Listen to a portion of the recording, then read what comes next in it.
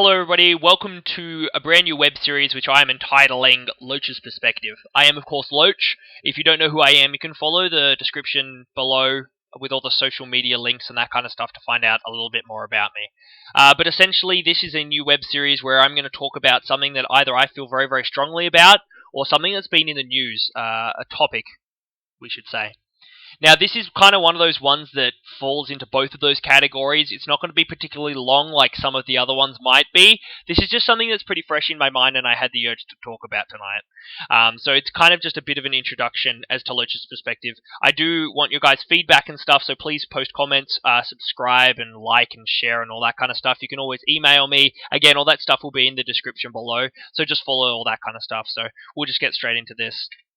So it's pretty obvious nowadays when you Google Copenhagen Zoo, you're going to get something. They've been in the media quite a lot recently over two pretty big things. Now, the first thing was they euthanized one of their giraffe, a young giraffe not long ago, called Marius. He was euthanized, then he was dissected in front of people and that kind of stuff for, physiological examination, all that kind of stuff, so people could learn about the insides of a giraffe, which is very, very interesting, mind you. And then the giraffe was actually fed out to the lions that lived at the zoo. Now there's controversy about the lions that lived, or used to live at the zoo, where they euthanized two older lions, one of 16, one of 14, a male and a female, and then two young cubs, which were also males as well, to make room for a new male lion to come into the pride. Now, from my understanding, they still have two females, and they're going to introduce those two females to the new male, and those two females were with the four that were now put down. So what actually occurred is still pretty up in the air. Whether there were actually two lions that were euthanized or four lions is still yet to be seen. I mean, I've seen media accounts of both, so I really can't make any speculation of it. It's pretty inconsequential, really. It doesn't really matter whether it was two or four. The concept is that they did euthanize stock that wasn't anywhere near dead. It was still perfectly healthy and they put it down. Same thing with Marius the giraffe. So I'm going to start with Marius the giraffe and then move on to the lion things because that's the way it happened there. So essentially what they are saying and what their concept is genetic banking. So when you breed with an animal, obviously it shares the genetics with its parents and everything before that as well. And when you're no longer genetically viable to be able to breed with any other giraffe in the region, in Marius's case, or in your zoo alone, you are in a point where a stud bookkeeper has to decide what to do with you. Now, stud bookkeepers generally look at genetic diversity and location and all that kind of stuff. Now, I'm not sure whether Copenhagen Zoo go by a stud bookkeeper. I'm not sure whether European zoos go by a stud bookkeeper. That's just how it works here in Australia. So the stud bookkeeper will keep track of every single species, every single individual of a certain species, and then judge as to what it can and cannot breed with. Now, Copenhagen Zoo put down Marius the giraffe, and he was not yet even fully grown. He was quite a young giraffe still. Now, what happened afterwards, the whole dissection to study the anatomy of the giraffe and all that kind of stuff, that doesn't bother me at all. And that's something that I know surprised some of my friends when they first asked me about it as well. Now, I am obviously an animal lover. I absolutely love animals. I feel like I need to try and spread as much as I possibly can, and that's what I'm meant to do here on Earth, amongst other things, obviously. But I am a very strong, passionate lover of animals. However, you would have seen a TV show called Inside Nature's Giants. Now, what they do is they essentially get an animal that has either died of natural causes, or they washed up, died, dead or something, and they're not sure how it died, and they essentially dissect it to learn more about its anatomy and all that kind of stuff. And they've done an episode on a giraffe before. Go and watch it. YouTube Inside Nature's Giants. It's very, very interesting. So the fact that they dissected it after he has already been euthanized doesn't bother me at all. Now, after he had been dissected and stuff and they learned about the anatomy, I do believe that they even brought in school students to learn as well, so they could ask questions and actually see it firsthand and that kind of stuff as well, or even members for the public could. They then chopped him up into pieces, and he was fed out to the lion population there at the zoo. Now, again, that does not concern me at all. because when you euthanize an animal, there's obviously not an emotional attachment, or even if there is, once you're dead, you are dead. It is why I believe in organ donation. You do not need your organs once you are dead. But that's another topic for another day. The fact that they fed him out to the lions does not bother me at all, despite the fact that a lot of people cause the biggest uproar about that, not the fact that they actually euthanized him. Now, the reasoning why they euthanized him and their standpoint is genetic banking. Now, is it right or is it wrong? We'll get into that in just a second and my opinion on it. Now, their standpoint is that if you have an animal that is taking up resources, for example, Marius, he was eating food and he was taking up space in an enclosure. Now, rather than keeping Marius alive and Marius never breeding his entire life due to his genetic diversity not being good enough to be able to breed with any giraffe, well then he's taken up quite a bit of money. And it's entirely true, and this is a strict conservation sense. Copenhagen's take it more strict than any other zoo in the entire world, because they will kill a young giraffe if it is not genetically diverse enough. Now, the concept of genetic banking, I have a quick Wikipedia link here, is essentially, I'm not going to read it out loud because you guys know how to read, or you can Google it for yourself, but genetic banking is essentially, if you're not good enough to breed, you're useless, you're taking up space and stuff. So we only want the best possible genetics. Now, it is from a strict conservation sense. Now, I'm going to talk a little bit more in length about lions and all that kind of stuff now. And the reason for that is that their take on the lions was very, very different to the take on Marius. Marius was, we don't really have a place for him. He's just going to take up a lot of resources. Giraffe obviously eat a lot, so let's get rid of him.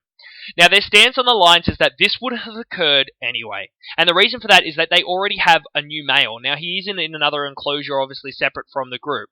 Now, my understanding was that it was 3 females, 1 male, and then they had 2 young cubs as well.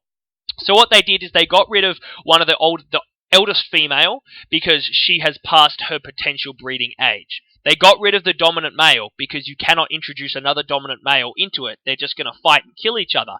And then they killed the 2 young cubs. Now, the 2 young cubs were both males. Regardless of whether they were male or female, if a male lion in the wild were to come and join that pride there, it would kill those 2 young because they are not his. And that's the way it works in the wild. And that's essentially what they have said in their statement, is that, say, this pride of 1 male, 3 females, and 2 young cubs were to be out in the wild, and a new dominant male like this one were to come in, this is what would occur.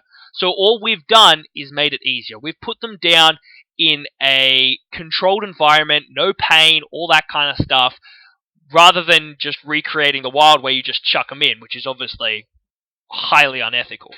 Now, whether euthanizing them at all is ethical or not, because you could just move them to another zoo, is a different standpoint.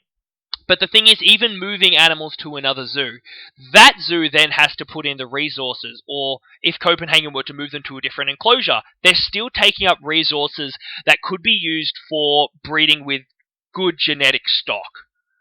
So, zoos have taken a big change to what they used to be, say 20, 30 years ago, in which it used to be entirely about entertainment. It used to be about getting people through the door so that they could see an animal that they've never seen before. Now it is less about that, despite the fact I'm talking generally in Western culture, because that's the culture that obviously I'm familiar with, and generally people that are going to be watching this are more familiar with as well. In Western culture, it is not about getting people through the door anymore. It is about conservation. It is about getting people to fall in love with an animal so that they then leave the zoo wanting to help that animal, wanting to do their part for the conservation of that species. Now, for zoos in general, they like to keep their animals alive. It obviously looks really, really good if you have an old animal and you say it's lived its nice full life, it's lived longer than it would in the wild, we've given it all the possible advantages it could possibly have, so we've kept it nice and happy despite the fact it hasn't been in the wild, it led a good, happy life. In the media and into the eyes of the public, you are a saint of a zoo. And that is true. You have given that animal a very good life. Have you done absolutely 100% everything you could do for genetics and 100% for conservation? No. Genetic banking is the strictest but most effective way of conservation and breeding in captivity, obviously.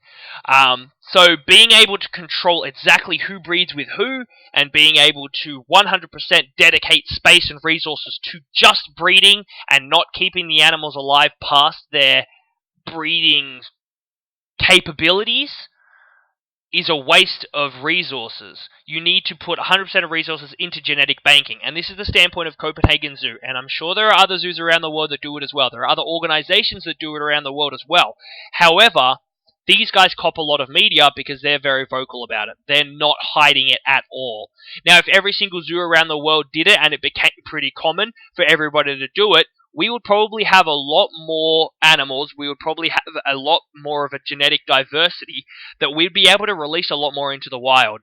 Now, regardless of the fact whether they would survive in the wild is a completely different topic, because numbers in the wild of pretty much every single species in the world are going down, except for humans. We're the only ones that are pretty much steadily rising in population. And when I say steadily, I mean very, very sharply. Is a completely different topic, whether they would survive in the wild. The point is that they do take up space in captivity. Now, whether it's right or whether it's wrong. Now, generally, when I'm going to do these Loach's Perspectives videos, I'm going to try and take a side. Because, again, this is just my opinion. This does not resemble anybody who I may be around or anything like that. It's nobody else's opinion but my own. So this is not a reflection of what I do for a living or anything like that. This is my opinion. I want to make that very, very clear, because I obviously don't want to get into any kind of heated discussions as to about what I do and where I work and all that kind of stuff. This is purely my opinion.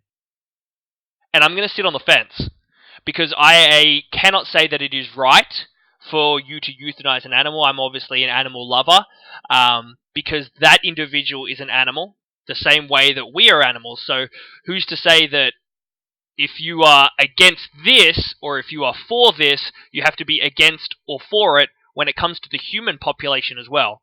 They are an individual. An animal is an individual the same way that we are an individual, because we are animals as well as people. But I cannot say that it is wrong in the sense that the genetic banking and the genetic diversity needs to be something that needs to be looked at a little bit more intensely. Especially if we want to be able to save certain populations in the world, it needs to be less about, oh, you know, we could, but it seems very, very difficult. It will take in a lot of resources. We'll look like this to the media. We'll look like this to the public. It'll reflect negatively on people through the door. And then if people don't come through the door, we don't have the funding to actually do conservation with other species. So we might have to avoid doing this for the good of other species and for the good of down the line. Because, again, money makes the world go round, so why wouldn't it? So it seems kind of right and wrong at the same time. Like I said, I'm going to sit on the fence. But guys, I am really, really curious as to what you guys think about this. Now, please, if you do post comments below or anything like that, if you post a video response or anything like that, keep it to the topic. There's nothing worse than people that go verbally attacking and that kind of stuff other people, especially on the internet. Behind the internet, you can hide behind the anonymity.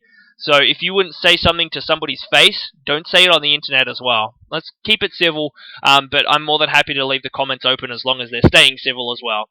But guys, do like and share and subscribe and all that kind of stuff as well. Again, my name is Loach. You can follow me on Twitter at Loach Gaming. All the other social media stuff will be in the description below. If you guys liked Loach's Perspective, oops, hit the wrong thing. If you guys like Loach's Perspective, or if you want to suggest a topic that I can talk about at another time, please do post it in the comments below. Other things I am going to be talking about in the future is conservation of animals in the wild, what you can do in your day-to-day life, because I do believe that it's something that we need to be able to change and do in the wild. So, thanks very much, guys. I do hope that you guys enjoyed Loach's Perspective, but leave your comments and let me know.